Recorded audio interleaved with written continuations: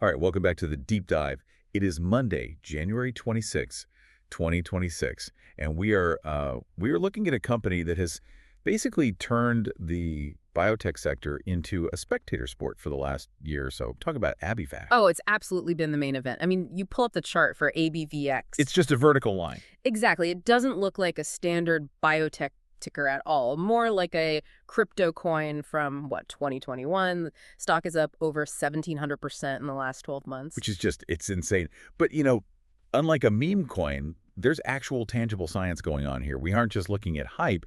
This is a potential paradigm shift in how we treat autoimmune diseases. Right. But here's the tension, the thing I really want to dig into today. On one hand, you have this French company, and they're acting like they're ready to conquer the world on their own, setting up a HQ in Boston, hiring sales teams. The whole 9 yards. And then, on the other hand, you have these persistent, really loud rumors that a giant like Eli Lilly is just about to swallow them whole for something like €15. It is the ultimate high-stakes poker game. You've got the David strategy, go it alone, disrupt a $30 billion market. Mm-hmm. And then you have the Goliath strategy, which is, sell the slingshot for a record-breaking premium. And that is our mission today. We have to parse through the noise. Is Abivax actually building a pharmaceutical powerhouse from the ground up, or are they just sort of dressing up the company for a quick sale?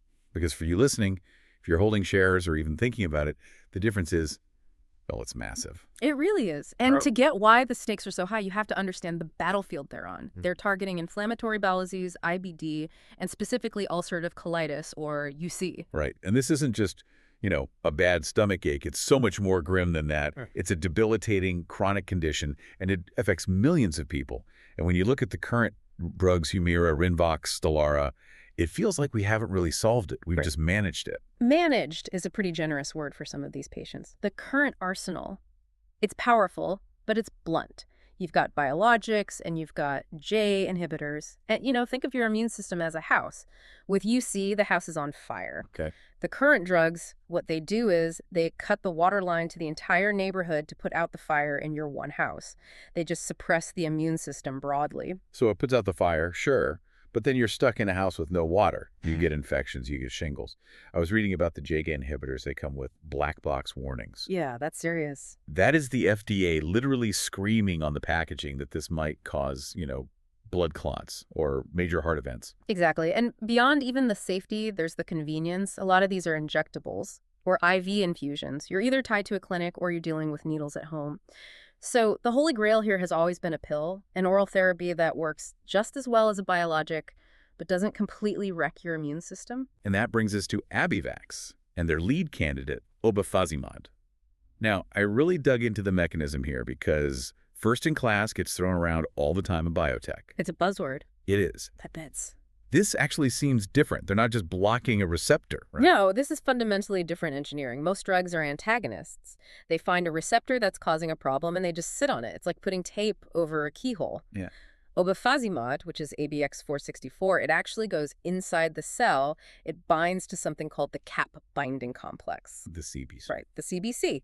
And by binding to that, it tells the cell to upregulate, basically to produce more of a specific microRNA called miR-124. Okay, so let's pause right there. Yeah. Because this miR-124, this seems to be the aha moment in the science. I've seen it described as a physiological break. That's a great analogy, but let's push it.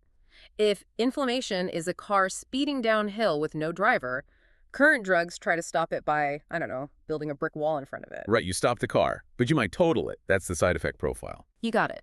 miR-124 is the body's own natural brake pedal. It's already installed. The body just isn't using it properly. Obefazimod gets in there and it steps on that pedal. Yeah. It creates this dimmer switch effect on the inflammation. A dimmer switch. Yeah. It selectively downregulates the bad stuff, the pro-inflammatory cytokines like IL-6, TNF-alpha, IL-17, but it leaves the rest of the immune system alone to do its job. So you're kind of biohacking the system. You're telling the body to do what it's already supposed to do instead of just blocking what it's doing wrong. Precisely. It's about restoring a natural balance, not enforcing an artificial blockade. And the big prize, you get that anti-inflammatory effect without the broad immunosuppression, and crucially, you get it in a once-a-day pill. Which brings us to the data. Because a cool mechanism is great for a presentation, but it means nothing if it doesn't work in people. And July 2025, that was the moment. That was when the entire market just woke up. They dropped the top-line data from their 2 phase 3 induction trials, ABTECT 1 and 2. Okay, let's get into the numbers. They hit a 16.4% placebo-adjusted clinical remission rate at week 8. Now, I have to play devil's advocate here. 16.4%. That doesn't sound amazing on the surface. Why did Wall Street absolutely freak out over this? Well, context is everything in these IBD trials. First, look at the placebo rate.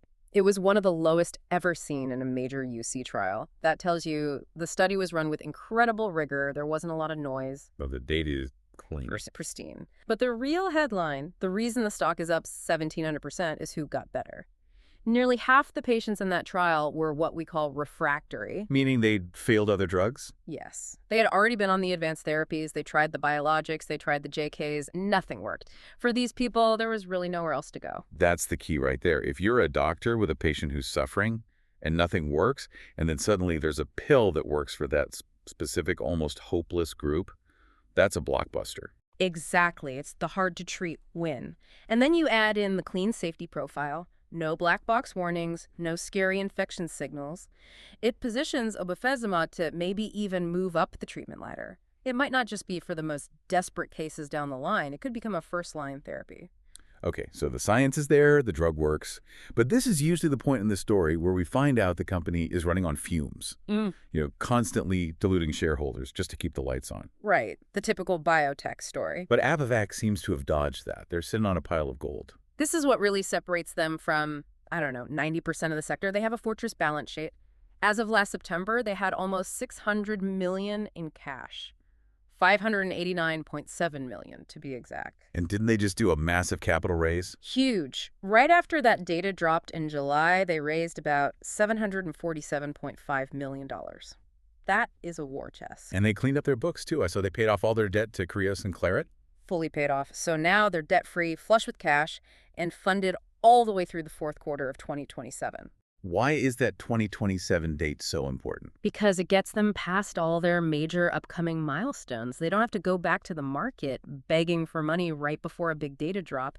It gives them leverage, immense leverage. How so? Well, if you're trying to negotiate a buyout and you have 2 weeks of cash left, you take whatever they offer you. But if you have 2 years of cash, you can tell Big Pharma to sharpen their pencils and come back with a much better number. Which brings us to the man at the negotiating table, Mark DeGaradell. This is not his first rodeo. Not even close. And honestly, his presence is a huge part of the whole investment thesis here. Mark DeGaradell is a closer. He sold Corvidia for $2.1 billion. He sold Syncor for $1.8 billion. He seems to have a playbook. He comes in, he gets the data right, and then he hands the keys to someone else for a massive check. That is his MO. Even Martin Shkreli, a controversial figure for sure, but he knows biotech valuation. He did a deep dive on this. And his take was basically, you buy this stock because DeGaradell is at the helm. The market just assumes he didn't take this job to oversee a 10-year product launch. He took it to orchestrate a sale. So let's talk about that sale, because late last year, the rumor mill just went into absolute overdrive. Yeah? Betaville dropped an alert, Eli Lilly was circling, and the number they were floating was $15 billion. Which is about, what, $17.4 billion? A massive number. I mean, for context, Merck bought Prometheus for about $10.8 billion in 2023. And that was a similar story, right? A promising IBD drug. Is $15 billion even realistic for Abivax? It's aggressive, but it's not impossible. Prometheus had a great asset, but Abivax has an oral asset. And in the IBD market, that convenience commands a huge premium. If you believe this drug can become the standard of care for both UC and Crohn's, the peak sales could easily justify a valuation in that $15 to $20 billion range. Big Pharma is desperate. They're all facing patent cliffs. But then we hit that weird snag, the French connection. The rumor was that Lilly went to the French government first to get their blessing. Which is pretty standard procedure in France for what they consider a strategic asset. And then DeGaradell comes out in January and denies it. But I want to pick that denial apart. He called the rumors noise and a distraction. But he also said something very specific, something like, discussing a deal with the government before a public disclosure would be illegal. Ah, the classic non-denial denial. It felt so lawyerly. Incredibly precise. He denied the process that was described in the rumor because, well, admitting to that would be admitting to a crime. He did not say, we are not for sale. He didn't say Eli Lilly has no interest. He just said that specific part of the story was wrong. So the smoke is still there. The smoke is thick. And while all of that is happening behind the scenes, Abivax, in public, is executing what they call their billion-dollar pivot. This is the go-it-alone strategy. Correct. They're acting for all the world like they don't need a buyer. They opened a U.S. hub in Waltham, right outside Boston, hired a chief commercial officer. They're building out a full launch team. They're telling everyone we are launching in the U.S. by Q3 2027. But is this real? Or is it just the most expensive bluff in biotech history? It's what they call a BATNA, best alternative to a negotiated agreement. It's leverage. If you want to sell your house for $1 million, the best way to get that price is to show the buyer you're perfectly happy living there forever. It forces their hand. It forces urgency. If Lilly or AstraZeneca thinks Abivax is genuinely ready to launch this drug themselves and keep all the profits, they have to act now. They can't wait. But that's a real risk, though. Because if the buyers call their bluff and walk away, well, then Abivax actually has to do it. They have to launch this thing. And going up against AbbVie and J&J in the U.S. market, that's a nightmare. It's a brutal fight. That commercial execution risk is very real.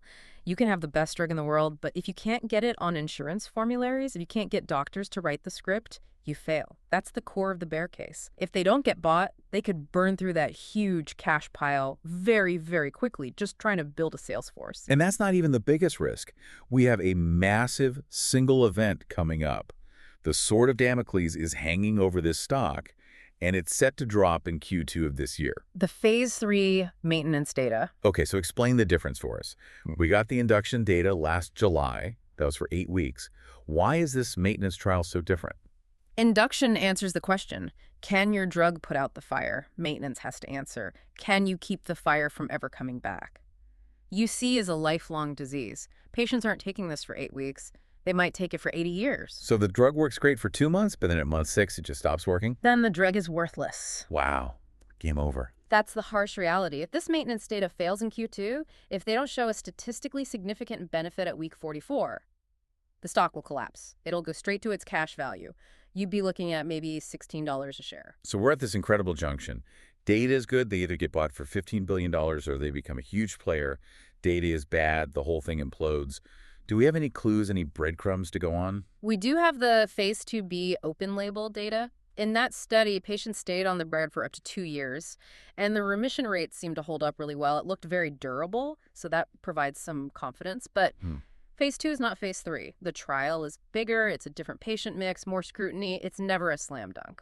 And while we're waiting for that Q2 data bomb to drop, the calendar is actually pretty busy. Next month, February, they're at the ECQ conference in Stockholm. ECCO is a huge deal for gastroenterology in Europe, and they have 22 abstracts accepted. I would tell you, if you're watching, look for any data on anti-fibrotic activity. What does that mean? Fibrosis is basically scarring in the intestine. It's a long-term problem in IBD that leads to surgeries. If obefazimod can show that it actually prevents or reverses that scarring, which some early data hinted at, that would be a massive differentiator. The biologics don't really do that. And then later in the year, Crohn's data. Right. Phase 2B for Crohn's disease. If they can unlock Crohn's, you've essentially doubled the total addressable market for the drug. So let's wrap this up. Let's get to the verdict.